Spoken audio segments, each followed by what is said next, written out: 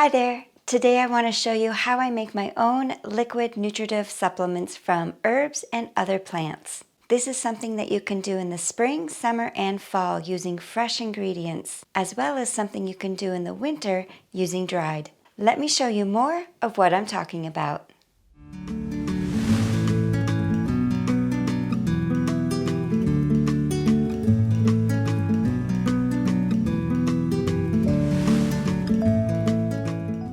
I'm going to show you the how-to of it all with step-by-step instructions. But first it's important to explain what's being made here. Technically, what's being made is an herbal glycerite, and it's a type of tincture. The reason why this type of tincture or supplement is called a glycerite is because food-grade glycerin is used as its base. Unlike traditional tinctures that use alcohol, a glycerite is alcohol-free and has a syrup-like consistency with a mildly sweet flavor. It's actually really quite pleasant.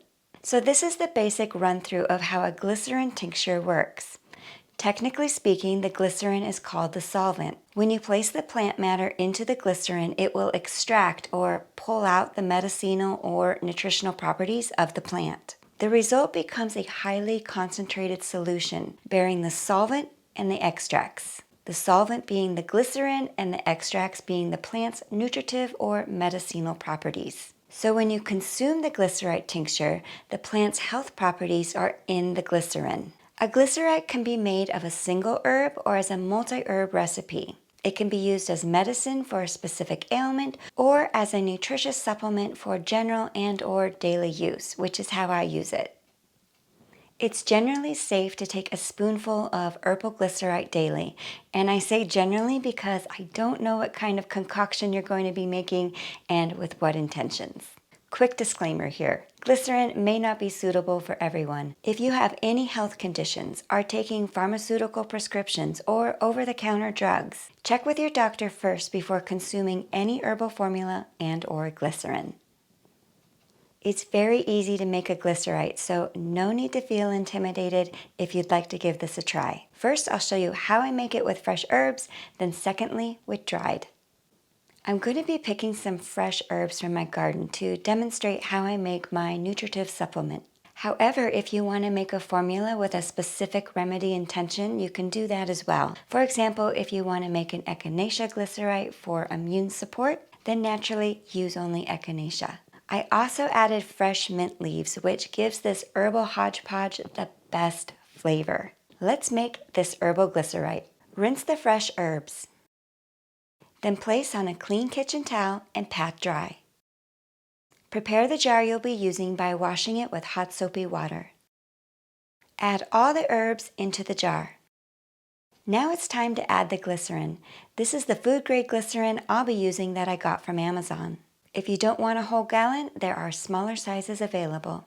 But keep in mind it doesn't go bad, so it will store in the pantry endlessly for when you're ready to make any glycerite in the future. Pour the glycerin over the herbs until completely covered by at least an inch.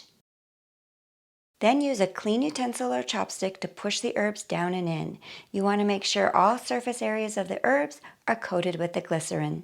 You will notice that the herbs will float up to the top surface area. You can use your utensil to give it another little push down to make sure everything is coated. It's the glycerin coating that will prevent spoilage by inhibiting bacterial growth.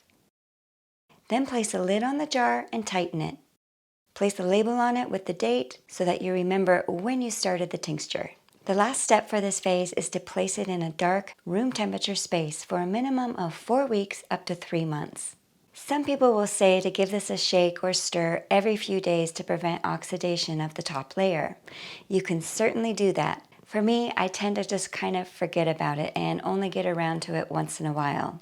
I've never had a spoilage or an oxidation problem, but do what suits you and what you're comfortable with. 3 months later, pour the herbs and glycerin through a mesh strainer. I like to utilize every drop of the glycerite, so I want all that glycerin that's sticking to the inside of the jar and herbs to come out. So first what I'll do is I'll set the jar upside down on the herbs like this for about 20 to 30 minutes. And believe it or not, all that glycerin will slip right down the glass and out the jar without a fuss. Next I'll drain the herbs. All that shine is the glycerin coating. I will tip the strainer so that gravity is working in my favor and let it sit for about an hour to allow the glycerin to drain completely off the herbs. Voila! No more glycerin on the herbs. Notice they're matte instead of glossy.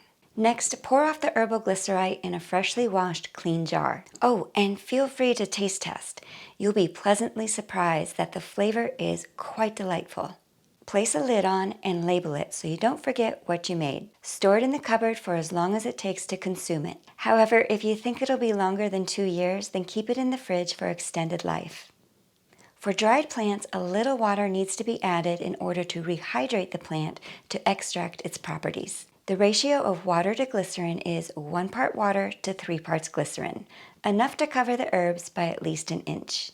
For this dried herb demonstration, I'll be using a half-pint jar with 2 tablespoons of dried nettle leaf. I'm going to use this little 2-ounce glass to measure the 1 part non-chlorinated water to 3 parts glycerin. It doesn't have to be an exact measurement.